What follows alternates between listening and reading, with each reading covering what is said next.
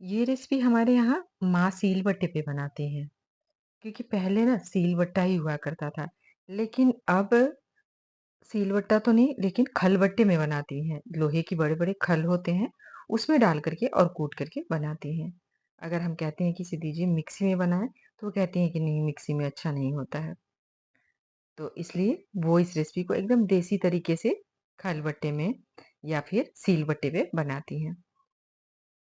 तो आज मैं बनाने जा रही हूँ बहुत ही फ़ेमस रेसिपी हमारे यहाँ की। इसको हमारे यहाँ तो कुचुआ बोलते हैं, कुचा, कुचुआ बोलते हैं। यानी कि कूच कर बनाया जाता है। कूच कर मतलब कि उसे कूट कर, तो हमारी भाषा में उसे कूच कर कहते हैं। तो इसलिए इसे कुचुआ या फिर कुचा कहते हैं। और ये रेसिपी ऐसी है जिसे पूरे साल आप स्टोर करके रख सकते हैं और कच्चे आम के सीज़न में ही ये बनाई जाती है और इसे आप पूरे साल स्टोर करके रख सकते हैं। तो चलिए बनाते हैं फिर। तो इसके लिए मैंने लिया है कच्चा आम, 2 कच्चा आम है और इसका छिलका मैं नहीं उतारूँगी। सबसे पहले तो इसे अच्छी तरह धो लिया है और धो करके ऊपर का जो हिस्सा है ना डंडी वाला, उस डंडी वाले हिस्से को ऊपर से काट करके निकाल दिया है।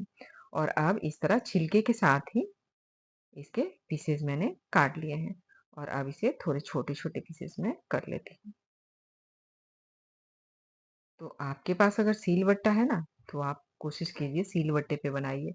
मेहनत तो होगा, लेकिन उसका जो स्वाद आता है ना, वो एकदम अलग होता है।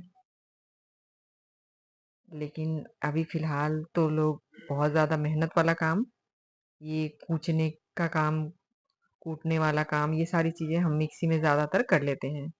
खलबट्टे और सील-बट्टे का तो शायद घर पे मिलता भी नहीं है अब ज़्यादा। तो मैंने यहाँ पे 2 आम लिए हैं, 1 बड़ा था और 1 थोड़ा छोटा। और यहाँ पे सबको मैंने छिलके के साथ ही पीस-पीस काट लिया है। अब यहाँ पे एक मसाला तैयार कर लेते हैं।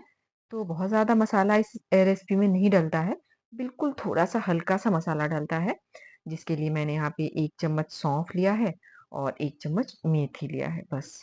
और इसे हल्का-सा रोस्ट कर लेती हूँ, पूरा भूनना नहीं है, एकदम हल्की-सी खुशबू आने लगे ना, बस इतना ही हमें भूनना है। और अब गैस को बंद कर दिया है और 2 चम्मच यहाँ पे काली वाली राई ले ली है। इसे भी एक बार मिक्स कर लेते हैं ताकि बस थोड़ा-सा गरम हो जाए। भूनना हमें नहीं है इसे। और तवा भी गरम है इस समय और अब इसे पूरी तरह ठंडा हो जाने देते हैं।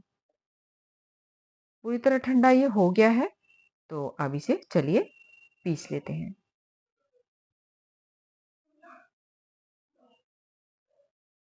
तो यहाँ पे हमें इसे दरदरा ही पीसना है, बारीक नहीं पीसना है। और पीसते वक़्त मैंने इसमें 1 से डेढ़ चम्मच हल्दी डाल दी है। वो आपकी रेसिपी पे डिपेंड करता है कि कितना है। और अब यहाँ पे इसे चला लेते हैं 1 से 2 बार। तो दरदरा ही हमें रखना है, बारीक नहीं करना है अपने मसाले को। पीस गया है, चलिए इसे निकाल लेते हैं अलग बर्तन में। और अब इसी जार में ये देखिए दरदरा है ना, बहुत ज़्यादा बारीक नहीं है ये, कलर भी अच्छा आ गया है क्योंकि हमने हल्दी डाला है इसमें। और अब इसमें डाल लेते हैं उसी जार में अपने आम के टुकड़े को। तो आम के टुकड़े को डालकर भी हमें इसे बारीक नहीं करना है, एकदम रुक-रुक करके 1 से 2 बार चला लेना है ताकि ये थोड़ा-सा सिर्फ़ जैसे कि क्रश हो जाए। कोई मोटा रहे इसमें और कोई बारीक रहे, ऐसा रफली सा ये हो जाए। जैसे कि सील-बट्टे पे कूटने पे हो जाता है ना, कुछ मोटे-मोटे पार्ट रह जाते हैं, कुछ बारीक हो जाते हैं। तो ये देखिए यहाँ पे हो गया। और अब उसी जार में मैंने लिया है लहसुन। तो जितना आपका आम है उसका आधा मैंने लहसुन लिया है और जितना लहसुन है उतना ही हरी मिर्च ली है। मैंने यही माप रखा है। आप इसमें कुछ भी ज़्यादा कम कर सकते हैं। लेकिन आम का प्रोपोर्शन आप ज़्यादा रखिएगा क्योंकि आम ही इस रेसिपी का मेन इंग्रेडिएंट है। और अब इसे फिर से चलिए क्रश कर लेते हैं। इसे भी हमें पेस्ट नहीं बनाना है, बारीक नहीं करना है, बिल्कुल हमें इसे हल्का ही पीसना है। ये देखिए ऐसा जैसे कि कूट करके होता है वैसा ही। तो कुछ इसमें मोटे हैं, कुछ बारीक हैं, तो इस तरह हमने इसे चला लिया है। और अब एक तड़का पैन ले लेते हैं, गैस जला करके इस पे तड़का पैन को रख लेते हैं। और बहुत ज़्यादा तेल मैं इसमें नहीं डालती हूँ। अगर स्टोर करना हो फिर तो इसके ऊपर तक तेल रखना ज़रूरी होता है। लेकिन अगर आपने डाला और 10-20 दिन में आपने इसे ख़त्म कर लिया, तो बहुत ज़्यादा तेल डाल करके वेस्ट आपको नहीं करना है। तो मैंने यहाँ पे 5-6 चम्मच तेल ले लिया है, सरसों तेल लिया है, क्योंकि सरसों तेल में ही हमारे यहाँ तो अचार बनाई जाती है। बाकी आप अगर तिल का तेल या कोई और तेल यूज़ करते हैं तो आप उसमें बना लीजिए। और अब जैसे ही तेल थोड़ा गरम हो जाए तो इसमें डाल लिया है 1 चम्मच हींग। तो हींग डालना ज़रूरी है क्योंकि अचार है, इसलिए हींग डालेंगे तो इसमें बहुत अच्छी खुशबू भी आएगी, फ्लेवर भी आएगा। और अब डाल लेते हैं जो हमने अपना मसाला पीस करके रखा है ना वो। गैस को मैंने तड़का वाला बंद कर दिया है। और अब यहाँ पे अजवाइन और कलौंजी, तो अजवाइन लिया है 1 चम्मच और कलौंजी लिया है आधा चम्मच। इसे हाथों पे क्रश कर लिया है और क्रश करके इसे भी डाल लेते हैं। और डाल लेते हैं इसमें नमक। तो नमक आपको आम के हिसाब से डालना है। तो मैंने यहाँ पे 2.5 चम्मच नमक डाल लिया है। और डिपेंड करता है कि आपका आम कितना खट्टा है। और आधा चम्मच इसमें काला नमक डाल लिया है। काला नमक आप इसमें ज़रूर डालिएगा, क्योंकि काला नमक से ना इसका टेस्ट बहुत ही ज़्यादा अच्छा आता है। इसका क्या, आप कोई भी अचार अगर बनाते हैं, तो काला नमक को आप बिल्कुल स्किप मत कीजिए।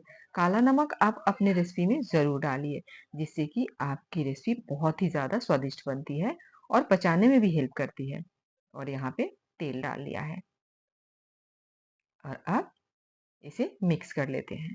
तो आप यहाँ पे चाहें तो ज़्यादा तेल डाल सकते हैं, लेकिन मैं यहाँ पे ज़्यादा तेल नहीं डालूँगी, क्योंकि मैंने बहुत ज़्यादा क्वांटिटी में बनाया नहीं है, थोड़ा-सा ही बनाया है और ये यहाँ पे 1 वीक में ख़त्म हो जाएगा। तो इसलिए मैं यहाँ पे इतना ही तेल डाल डाल रही हूँ कि जिससे कि ये अच्छे से पकता जाए तेल में। और अभी से ही इसे खाना सब शुरू कर रहे हैं। अभी से ही टेस्ट करना और खाना शुरू कर देते हैं। जैसे आप डालेंगे ना, इतनी अच्छी खुशबू आने लग जाती है पूरे घर में। और लोग मानते नहीं हैं, पकने का तो इंतज़ार ही नहीं करते, बस खाना शुरू कर देते हैं। और अगर आपको स्टोर करना है, तो आप इस तरह शीशे का या चीनी मिट्टी का जार लीजिए, अच्छे से साफ करके, इसे सुखा करके आप स्टरलाइज़ कर लीजिए। और तब इसमें आप रखकर और इसके ऊपर तक, बिल्कुल ऊपर लेवल तक, मतलब कि जितना आपका कुच्चा है उसके ऊपर तक आपको तेल भरकर रखना है। तब आप इसे पूरे साल स्टोर कर सकेंगे। और इसे आपको 1 वीक का धूप दिखाना है।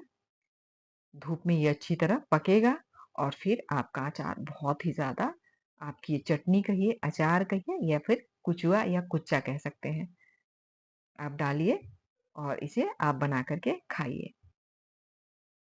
तो उम्मीद है आपको मेरी ये रेसिपी अच्छी लगी होगी। अगर आपको मेरी ये रेसिपी थोड़ी-सी भी अच्छी लगी हो, तो प्लीज़ एक लाइक करें, अपने फैमिली और फ्रेंड्स में शेयर करें। और अगर आप मेरे चैनल पे पहली बार आए हैं, तो प्लीज़ चैनल को सब्सक्राइब करें। आप इसे दाल, चावल, रोटी, सब्जी जहाँ-जहाँ अचार इस्तेमाल करते हैं ना, वहाँ-वहाँ इसे भी इस्तेमाल कर सकते हैं। तो आप भी इस रेसिपी को एक बार ट्राई ज़रूर कीजिएगा। तो मिलेंगे फिर अगली बार अगली रेसिपी में। तब तक के लिए take care and bye bye.